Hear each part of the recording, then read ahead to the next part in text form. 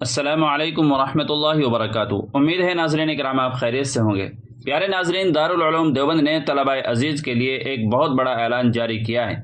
جو طلبہ عزیز دارالعلوم دیوبند میں رہ کر علم دین حاصل کر رہے ہیں، یہ اعلان ان کے لیے ہی ہے۔ وہ اعلان کیا ہے، آپ اس کو سماعت فرمائیں۔ اس سے پہلے آپ سے گزارش ہے کہ اگر چینل کو سبسکرائب نہیں کیا ہے تو ابھی سبسکرائب کر لیجئے۔ وہ اعلان آپ اپنی اسکرین پر بھی دیکھ سکتے ہیں۔ اعلان: تمام طلبہ عزیز کو ہدایت دی جاتی ہے کہ دارالعلوم کے احاطے کے اندر یا باہر ہرگز طعام فروخت نہ کریں۔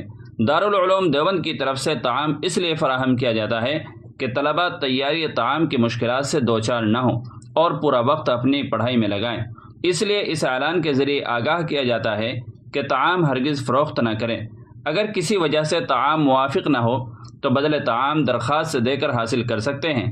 بدل طعام کی ماہانہ رقم 700 روپے کر دی گئی ہے۔ اس اعلان کے بعد بھی اگر کوئی طالب علم طعام فروخت کرتے ہوئے پایا جائے گا تو پہلی مرتبہ پکڑے جانے پر 2 ماہ کے لیے اور دوسری مرتبہ پکڑے جانے پر پورے سال کے لیے مکمل امداد بند کر دی جائے گی۔ اساتذہ کرام نگرانی فرمائیں گے۔ محمد راشد، نائب محتمم دارالعلوم دیوبند۔ تو ناظرین کرام، اس اعلان کے بارے میں آپ کی کیا رائے ہے؟ کمنٹ کر کے ہمیں ضرور بتائیے گا، اور چینل پر پہلی بار آئے ہوں تو سبسکرائب بھی کر لیجیے گا۔